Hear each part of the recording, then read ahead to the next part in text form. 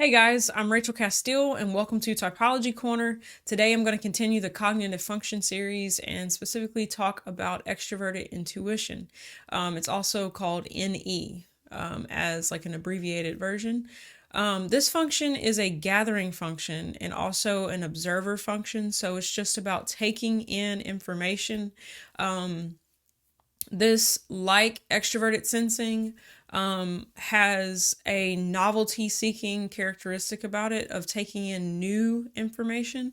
But as opposed to extroverted sensing being focused on the five senses, extroverted intuition is focused on pattern recognition within the data instead of looking at the data itself. So they have like a conceptual sort of observation as opposed to directly interacting with reality. So they have very active minds. They have thoughts off of thoughts, off of thoughts, off of thoughts. Like it's you can picture like brainstorming, like a tree branching out more and more and more. One thought leads to another, expanding to another idea, another idea. Instead of like narrowing down, it's always looking for like the next thing that something could be connected to. And yeah, so their minds are very active in that sense. There's a lot of different attributes to this.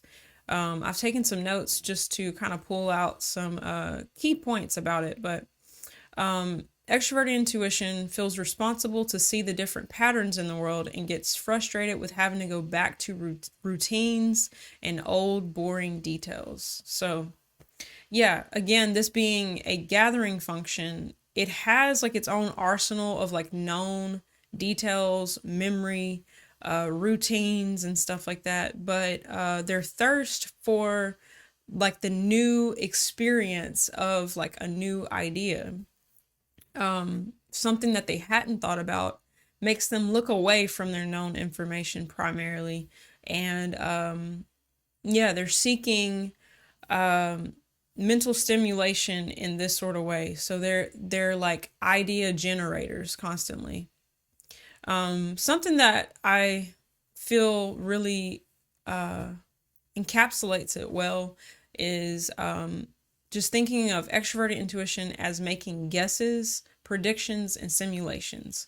Um, this is not a function that is high up for me, so I'm just like kind of pulling out a file here to explain it. But yeah, they are able to walk in a room and see what's not there, see what something could be, how the furniture could be rearranged, how something could be different, how something could be changed into something, or they could see what something could become. So it's like a guess, an assumption of what could be, and a lot of their predictions are right. And especially the more like acquainted they really are with the data of something, their predictions or guesses or simulations of seeing something play out can be very, very accurate. But yeah, essentially, extroverted intuition is making those leaps more so than looking at the data itself. Um, so yeah, they love novelty. They love that search for something new um, in the abstract. Um, so yeah, seeing connections between things, abstractly relating things, not directly seeing that things are related, but seeing the abstract connections, how things are similar. So it's easy when talking to an extroverted, intuitive person for them to be on the topic that you're talking about, and then leap over to another one and how it's associated to this other thing, and then leap over to another one and just keep channel changing. That's a characteristic of also extroverted sensing as well, being like channel changing a lot. But yeah, conversations could go anywhere at any moment when talking to an extroverted sensor, considering it is observations. Again, this is not a judgment. It's just like, ooh, I saw something. Ooh, I saw something. It's like epiphanies. It's like, ooh, this led to that and this led to that. And they're just kind of like chasing the web wherever it goes. They're not super tied down to needing a very specific plan, as in introverted intuition locks on to a particular plan, a particular outcome, a particular future that they want. Extroverted intuition is very flexible more so and sees lots of paths, lots of ways things could go. And they're kind of quick on their feet to jump around and like not be so tethered to one path. They are explorers in that sense that no matter how much they might want to like narrow down their interest or just the way their mind is wired, it keeps expanding and opening up again. And yeah, they are very creative thinkers, really the best way to say it, that when something's stated, they have a creative thought as a result of hearing something. They have a thought about that thought that they just heard. And you know, whether they express that or not, that's what's going on in their minds. They have a very active mind in that sense. And just to imagine, if you're having that many different ideas, you would want to follow them or see them come to fruition, or at least explore the ideas, talk about the ideas. When you're constantly generating ideas about anything, it could be something like, oh, we're cooking this meal, you know what, we could put this in it instead, or we could turn this into this other thing. The use of this tool is to turn things, but maybe we could use it to do something else. Maybe it could be in this other context, it could be used differently, and all that, you know. It's like they're thinking outside of the box in a sense. So yeah, they're seeing how things are interlinked, how things are connected, and are keenly aware of that sort of thing. They're tracking that sort of thing. So the more that they do that, the more like gifted they are at conceptual jumping around, moving from one idea, one connection to another connection to another connection. And they kind of retain this web of connections as something that they can like see all these pieces all connected to each other, and we'll add something to this part of the tree over here because it connects over here, and then something connects over here. So it's like a web of ideas that's ever expanding. And yeah, it's very interesting to me. Extroverted intuitives are some of my favorite people to talk to. I feel like conversation with them, they could throw anything at me. I love seeing the connections they're able to make. It's very intriguing. It makes me want to kind of dig into it, or it's really good consume for me. I like to absorb the lots of thoughts that they have. I have that sort of intrigue with all intuitive doms. My husband is a introverted intuitive, NI dominant, and for the same reason, like I love his mind. I love just the vastness of that intuitive sort of space. But yeah, almost like I can't think of like one extroverted intuitive dominant person in my life that I haven't genuinely liked to get along with and just to talk with or be around. As a extroverted sensor, I'm like very much in tune with the actual information, each word, paying attention to it. I feel, oh man, I missed some dialogue in the movie, so I'm gonna miss the point of the movie because I missed a few lines. Like I can be that like hung on the detail. Well, as an extroverted intuitive, they are looking above the data and are kind of piecing together things just from a little glimpse. They're making a leap to another piece and another piece. The more little data pieces, the more confident they'll feel in their projected guesses above it.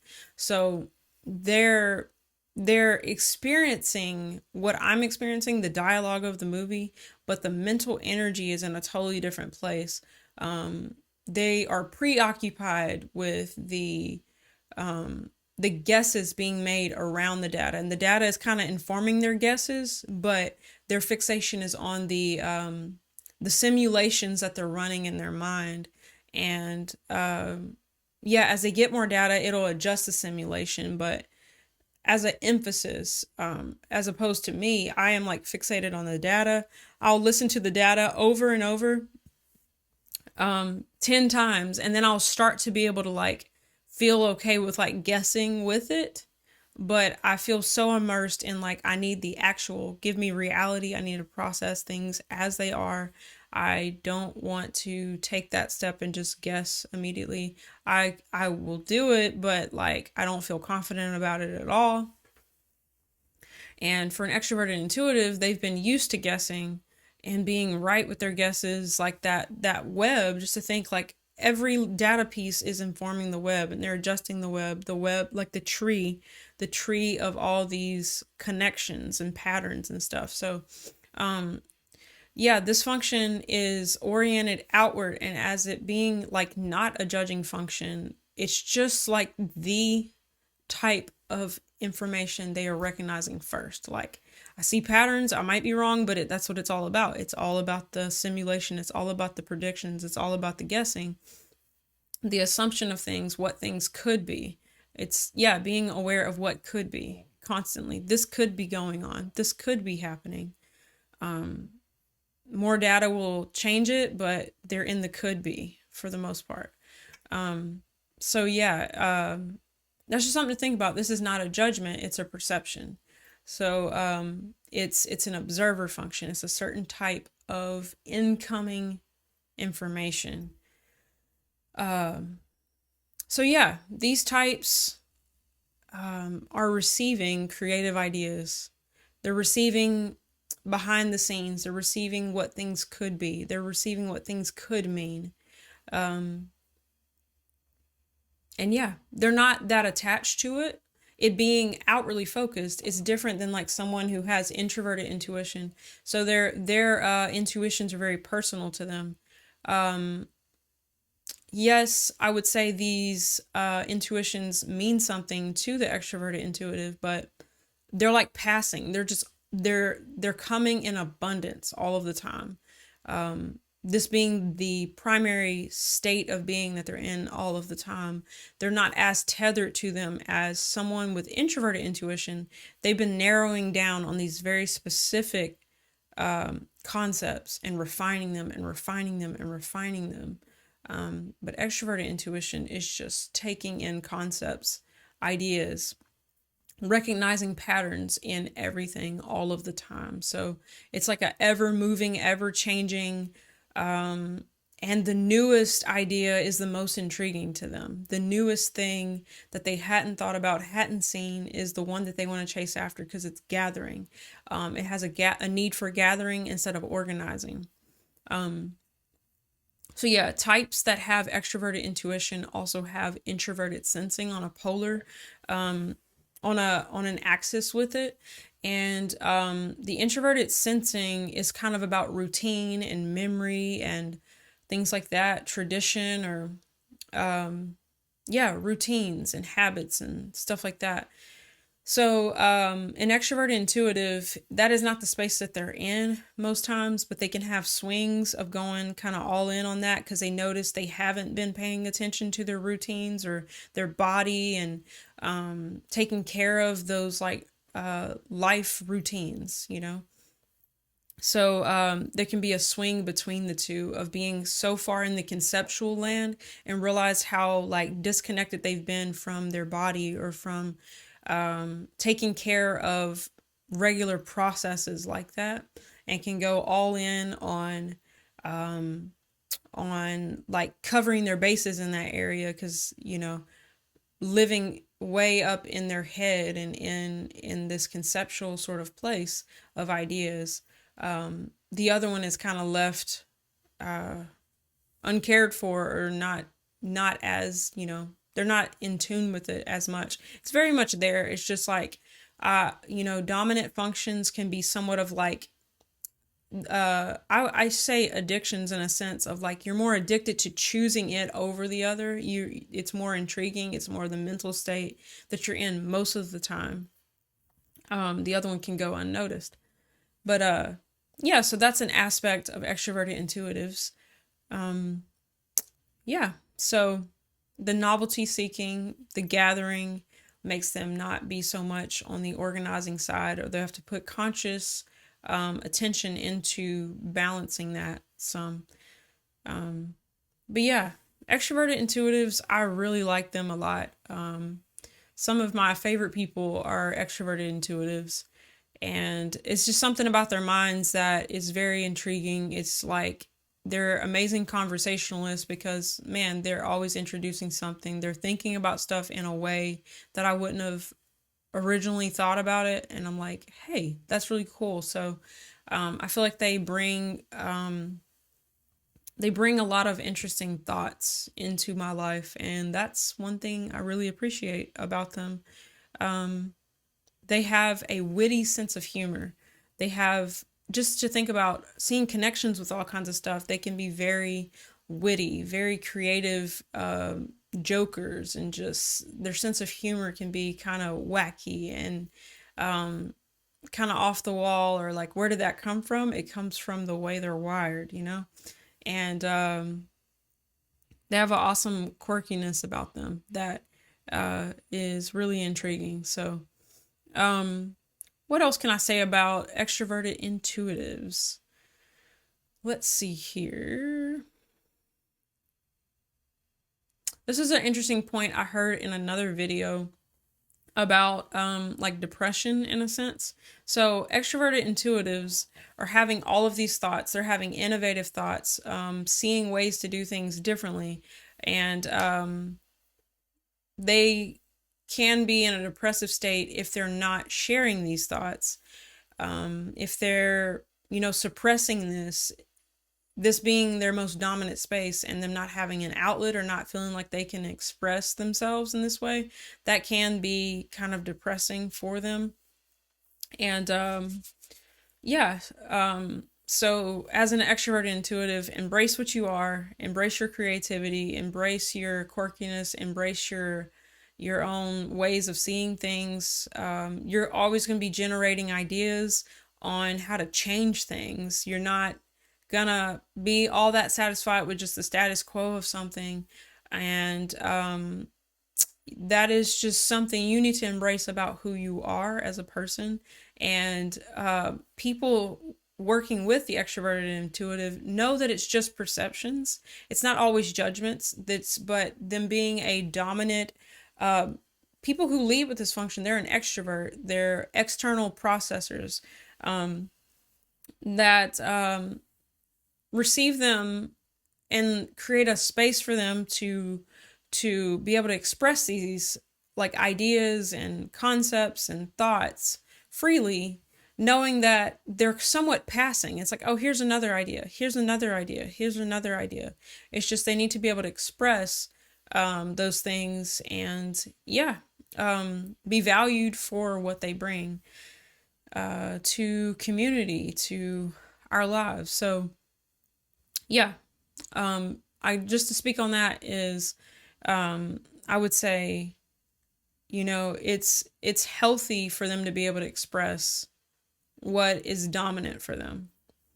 And yeah, I just encourage you to express yourself, even if you feel different, if you feel, you know, you're not like a lot of people that are around you. Just know this is your uniqueness, and it's amazing. So, but yeah, I guess as a closing point, let's talk about the real world reality. Extroverted intuitives, they very much see what's going on around them, but it's just not as valued, it's not as important to them as the connections within reality, the connections that reality presents to them.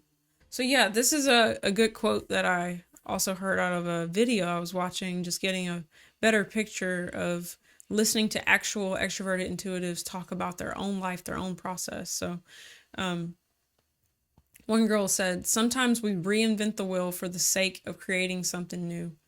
We see the possibility of how it could be done differently all of the time. And I think that is a good kind of last statement on them. They don't intentionally want to tear down convention. But for a person who has ideas on something and sees how something can be improved, how it can be done differently, that is just a part of who they are. And they're innovative thinkers.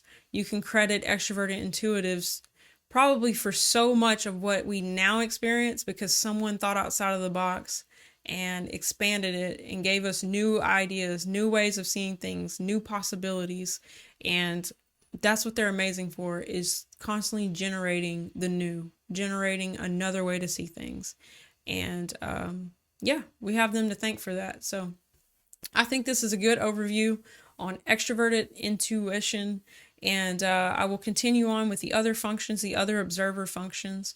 So yeah, there are 4 observers, 4 deciders, and these are the functions that make up human psychology, our souls, our minds, our ways of, interacting with the world, the lens that we look through.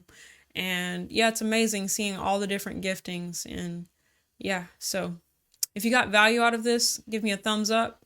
For future content, go on and subscribe below.